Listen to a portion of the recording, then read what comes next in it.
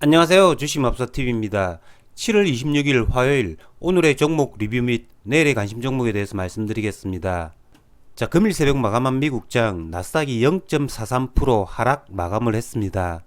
자, 미국 FOMC 회의를 이틀 앞두고 눈치를 보는 그런 장세가 아닌가라는 생각이 듭니다. 여전히 이렇게 20일 이동평균선 위에서 놀고 있고요. 별다른 특별한 움직임을 보였다라고는 볼 수가 없을 것 같습니다.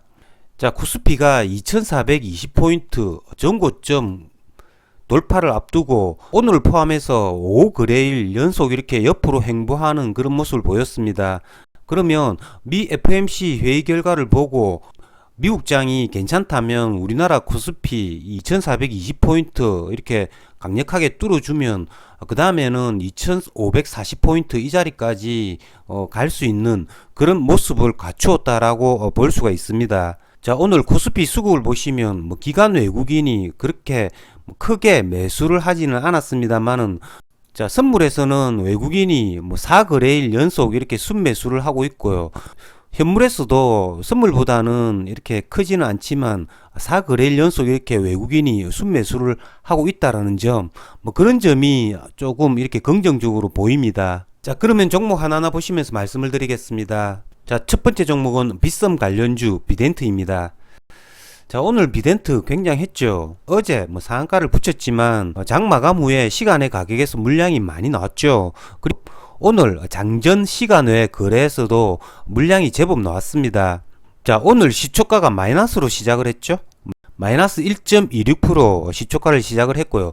저 같은 경우에는 전일 오버나잇 했던 물량 전일 종가 부근에서 다 수익 실현했습니다. 얘네가 9시 반쯤에 12,500원까지 이렇게 한번 찍고 하락을 했습니다. 전일 저점 부분이었죠. 11,500원부터 이렇게 매수를 하기 시작을 했습니다. 하지만 얘가 제가 생각했던 것보다 조금 더 하락을 했습니다.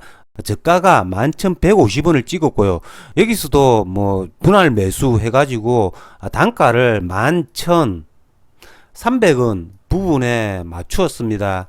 얘네가 11시 한 20분쯤에 빗썸 매각에 대한 조회 공시 요구에 대한 답변이 나왔는데요.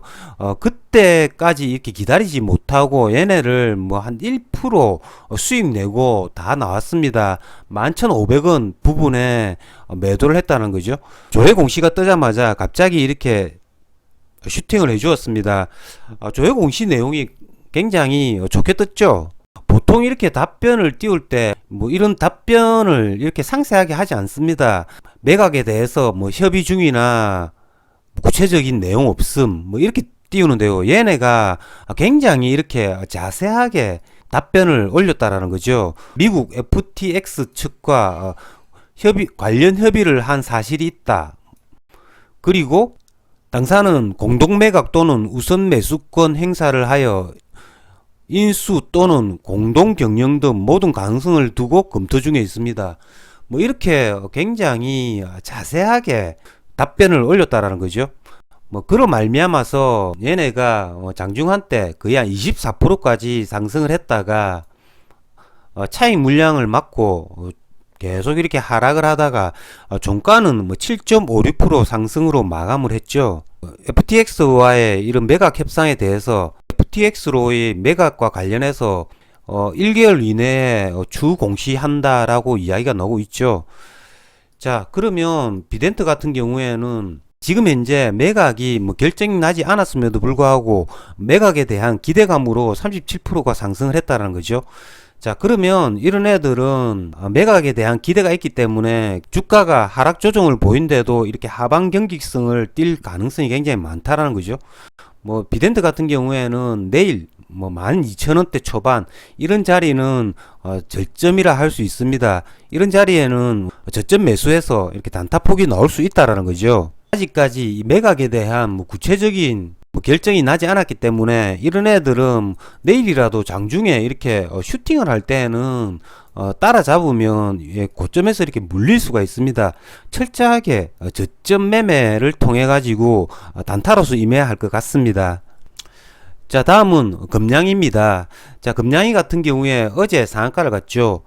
저 같은 경우에는 어제 상한가 따라잡기를 했는데요. 뭐 오늘 같은 경우에도 이렇게 금양이가 상한가를 갔습니다.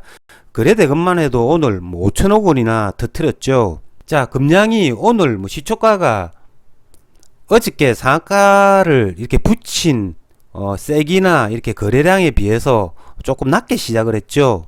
보통 제가 상한가를 따라잡기를 하면 뭐 갭 상승할 때 반은 이렇게 매도를 합니다만은 오늘 뭐 금양이는 매도를 하지 않았습니다.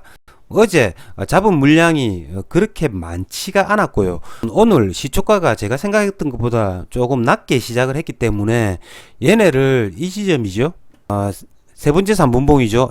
3분봉상 7,630원 이 전고점을 뚫어주는 이 자리에 추가 매수를 했습니다. 이 자리에 추가 매수를 했고요. 8,150원 이 지점에 어제 매수했던 물량 그리고 오늘 뭐 추가 매수했던 물량 통틀어서 여기에 다 매도를 했습니다. 하지만 뭐 금량이 뭐 오늘 뭐 상한가까지 갔죠. 자, 오늘까지 이렇게 상한가를 갈 줄은 생각을 못했습니다. 자, 오늘 오후에 이렇게 쭉 빠질 때는 한 전일 종가 대비 한 10% 상승한 지점에서 끝나지 않을까라는 생각을 했는데요. 장막판에 3시 이후에 15%나 이렇게 상승을 시켜가지고 상한가를 붙였습니다. 물론 시간 외에는 상한가가 무너지긴 했지만 종가상으로는 상한가를 붙였다라는 거죠. 금양이 같은 경우에는 어제 오늘 뭐 이틀 상한가를 갔기 때문에 60%나 이렇게 상승을 시켰죠.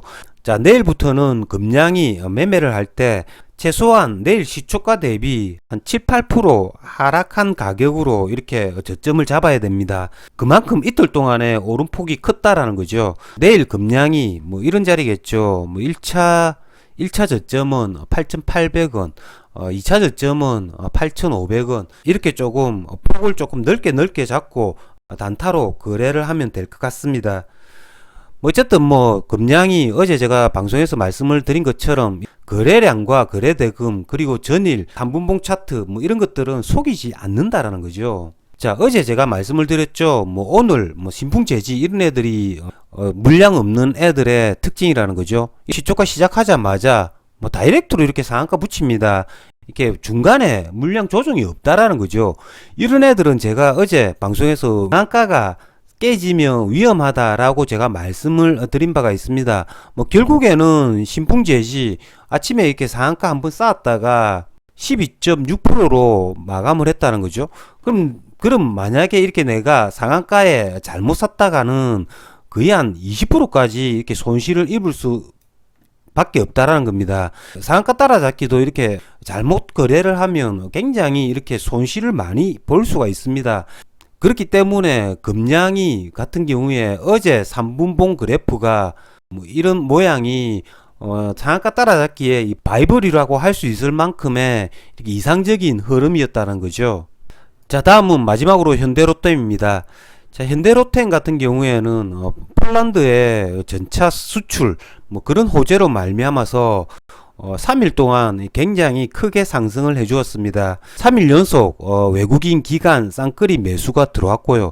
그로 말미암아서 전고점도 뚫어 주었죠. 전고점이 23,000원 부분이었습니다. 뭐 지금 현재 5일 이동 평균선과의 이렇게 이격이 제법 있고요.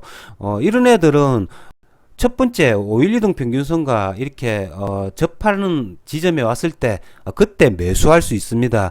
이렇게 사흘 동안 이렇게 매수를 했던 외국인들이 내일이라도 이렇게 매도에 나서면 5일 이동 평균선까지 이렇게 올 수도 있다라는 거죠. 그러면 내일 같은 경우에는 5일 이동 평균선이 이렇게 조금 올라와 가지고 한 23,500원 이런 자리가 되겠죠. 뭐 이런 자리에서는 내일 뭐 단타 충분히 노려볼 수 있다라는 거죠.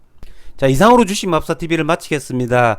자, 여러분 내일도 거래 잘하셔서 성공 투자 거두시길 기원 드리겠습니다.